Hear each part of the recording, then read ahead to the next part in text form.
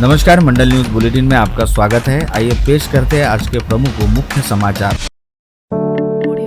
अमरावती महानगर पालिका के चुनाव हेतु भाजपा द्वारा शिंदे गुट वाली शिवसेना सहित विधायक रवि राणा के नेतृत्व वाली युवा स्वाभिमान पार्टी के साथ युति को लेकर चल रही चर्चाओं के दौरान भाजपा की ओर से मनपा चुनाव हेतु निर्वाचन प्रभारी बनाकर भेजे गए विधायक संजय कुटे ने कई बार स्पष्ट रूप से कहा था कि युति के तहत युवा स्वाभिमान पार्टी के लिए भाजपा द्वारा 9 सीटें छोड़े जाने की बात पूरी तरह से तय है। वहीं शिंदे गुट वाली शिवसेना के साथ युति के तहत सीट बंटवारे को लेकर बातचीत चल रही है। हालांकि आगे चलकर भाजपा और शिंदे गुट वाली शिवसेना के बीच सीटों के बंटवारे को लेकर बात नहीं बनी, जिसके चलते यह तय माना गया है कि 3 मुस्लिम बहुल प्रभागों की 12 सीटों को छोड़कर 87 में से 75 सीटों में से 9 या 10 सीटें भाजपा द्वारा युवा स्वाभिमान पार्टी के लिए छोड़ी जाएंगी और 65-67 सीटों पर कमल चुनाव चिन्ह के साथ भाजपा की ओर से अपने खुद के प्रत्याशी खड़े किए जाएंगे। लेकिन हैरत वाली बात यह है कि भाजपा की ओर से 75 सीटों को लेकर अपने अधिकृत प्रत्याशियों की जो सूची जारी की गई है, उसमें भाजपा की ओर से 70 सीटों पर अपने प्रत्याशियों के नाम दिए गए हैं। वहीं युति के तहत महज 5 सीटें ही युवा स्वाभिमान पार्टी के लिए छोड़े जाने की बात दर्शाई गई थी, जिसके चलते हर कोई भाजपा की इस सदाशयता व सदृदयता पर आश्चर्य जता रहा है। साथ ही साथ अब प्रभाग क्रमांक 18 राजापेट संत कंवरराम से भारतीय जनता पार्टी के 2 नामांकन अवैध घोषित किए जाने को लेकर राजनीतिक हलकों में चर्चाओं का दौर तेज हो गया है, जिसके तहत यह चर्चा चल पड़ी है कि कहीं युवा स्वाभिमान पार्टी के साथ मामला सेटल करने हेतु भाजपा द्वारा जानबूझकर तो अपने 2 प्रत्याशियों की बलि नहीं चढ़ाई जा रही है। उल्लेखनीय है कि भाजपा और युवा स्वाभिमान पार्टी के बीच हुए समझौते को लेकर भी तस्वीर स्पष्ट होती नजर नहीं आ रही है। भाजपा नेताओं द्वारा सार्वजनिक रूप से यह घोषणा की गई थी कि युवा स्वाभिमान पार्टी के लिए 9 सीटें छोड़ी गई है, लेकिन वास्तविकता में भाजपा ने केवल 5 ही सीटें वाईएसपी के लिए छोड़ी होने की जानकारी सामने आई है। वहीं दूसरी ओर युवा स्वाभिमान पार्टी ने भाजपा के साथ युति में रहने के बावजूद 41 सीटों पर अपने प्रत्याशी खड़े करने की घोषणा करते हुए अपने प्रत्याशियों के नामों की प्रभाग निहाय व सीट निहाय सूची भी जारी कर दी है, जबकि भाजपा ने कुल 75 में से 70 सीटों पर अपने अधिकृत उम्मीदवार उतारे हैं, जिससे यह संकेत मिलता है कि दोनों पार्टियों ने अधिकांश प्रभागों में अपने अकेले के दम पर चुनाव लड़ने का फैसला किया है। अमरावती महानगर पालिका चुनाव में राजापेट प्रभाग से भारतीय जनता पार्टी के 2 नामांकन अवैध घोषित होना अब केवल प्रशासनिक कार्रवाई नहीं रह गई है, बल्कि यह मामला राजनीतिक संदेह और अंदरूनी रणनीति के आरोपों तक पहुंच गया है। सबसे बड़ा सवाल यह है कि जिस पार्टी ने चुनाव से पहले अनुशासन, संगठन और कानूनी तैयारी का दावा किया था, उसी भाजपा के 2 नामांकन एक ही क्षेत्र से रद्द कैसे हो गए? क्या यह केवल दस्तावेजी चूक थी या फिर भीतर खाने चल रही गुटबाजी का नतीजा? भाजपा नेतृत्व ने बड़े मन से युवा स्वाभिमान पार्टी के लिए 9 सीटें छोड़ने की घोषणा की थी, लेकिन नामांकन प्रक्रिया पूरी होने के बाद सामने आया कि वाईएसपी को वास्तव में केवल 5 सीटें ही दी गई। यह अंतर सिर्फ आंकड़ों का नहीं, बल्कि विश्वसनीयता और राजनीतिक ईमानदारी पर भी सवाल खड़े करता है। राजनीतिक जानकारों का मानना है कि यह विरोधाभास जानबूझकर बनाया गया भ्रम भी हो सकता है, ताकि चुनावी समीकरण साधते हुए भविष्य में जवाबदेही से बचा जा सके। आंकड़े साफ बताते हैं कि भाजपा ने 75 में से 70 सीटों पर अपने अधिकृत उम्मीदवार खड़े कर सहयोगी दलों को हाशिए पर धकेल दिया है। इससे यह संकेत मिलता है कि गठबंधन केवल नाम का रह गया है और वास्तविक नियंत्रण पूरी तरह से भाजपा के हाथ में है। मनपा चुनाव हेतु निर्वाचन प्रमुख बनाए गए भाजपा पदाधिकारी जयंत डेहनकर से जब सीटों के बंटवारे को लेकर पैदा हुई इस असमंजसपूर्ण स्थिति के बारे में पूछा गया, तो उन्होंने कहा कि युवा स्वाभिमान पार्टी के लिए 5 सीटें छोड़ने के साथ ही 3 सीटों पर भाजपा ने युवा स्वाभिमान पार्टी के पदाधिकारियों को अपने प्रत्याशी के तौर पर मैदान में उतारा है। ऐसे में पार्टी ने युवा स्वाभिमान पार्टी को 8 सीटें दी है, लेकिन जयंत डेहनकर इस सवाल का कोई जवाब नहीं दे पाए कि अगर वे प्रत्याशी चुनाव में विजयी होते हैं तो उन्हें भाजपा अथवा युवा स्वाभिमान पार्टी में से किस दल का पार्षद माना जाएगा और उन पर किस पार्टी का वीपी लागू होगा। साथ ही साथ जयंत डेहनकर इस सवाल पर भी निरुत्तर हो गए, अगर युति के तहत दूसरी पार्टी के प्रत्याशी को अपनी पार्टी के टिकट पर ही प्रत्याशी बनना था, तो फिर ऐसा सभी सीटों पर क्यों नहीं किया गया? साथ ही अगर युति रहने के बावजूद युवा स्वाभिमान पार्टी ने 41 सीटों पर भाजपा प्रत्याशियों के खिलाफ अपने दावेदार खड़े किए हैं, तो फिर दोनों दलों के बीच कैसी व किस बात की युति?